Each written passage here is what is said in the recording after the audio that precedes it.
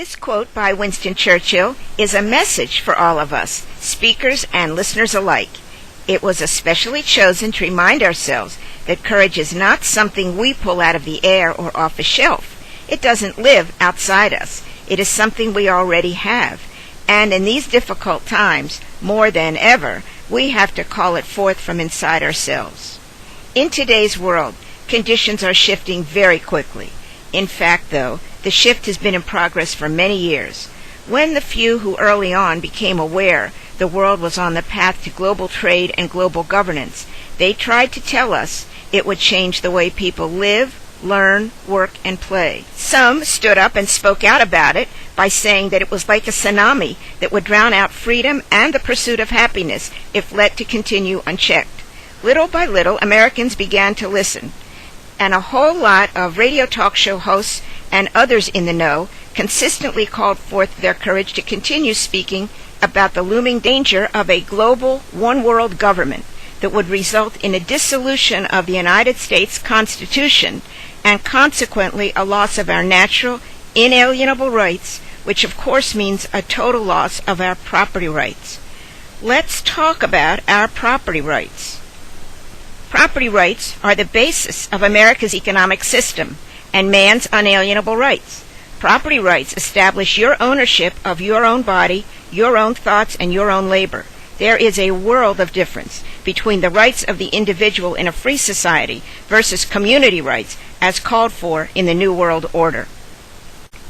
This chart shows the difference between our individual rights under the United States Constitution and the Declaration of Independence, and on the right side, community rights under a United Nations New World Order. Community rights are all about control of the individual, where you and your labor are a product that belongs to the state. In that system, individuals do not have property rights. That being the case, if you have no property rights, doesn't that make you a slave of the state?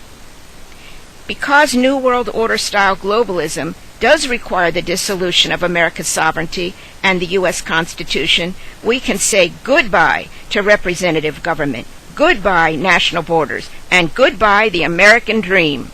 All that we already know and have documented makes it safe to say we have identified global governance, also known as the New World Order, as the enemy that wants to ruin the world economy, dissolve national borders, ban individual property rights, and homogenize human beings into worker bees for the state.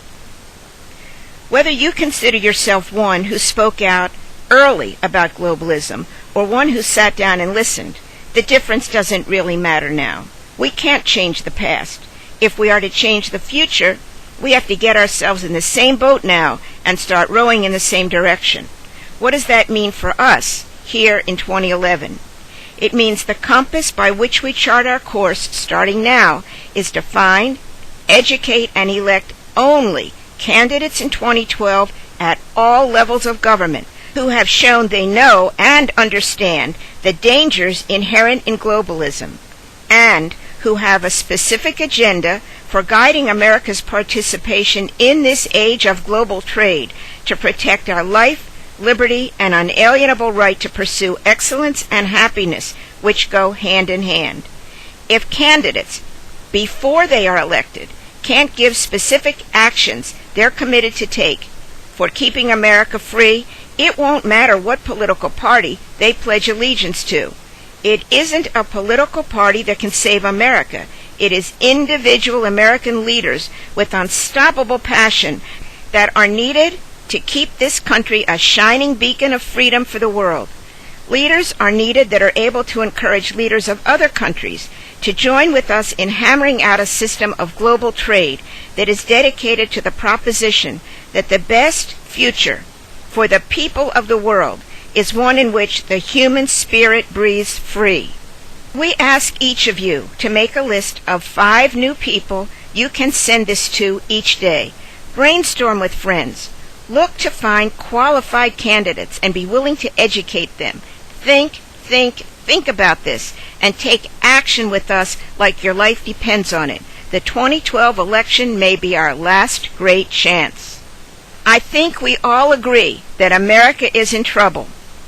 So please keep sharing the message that the 2012 election is about we the people and our freedom versus the New World Order.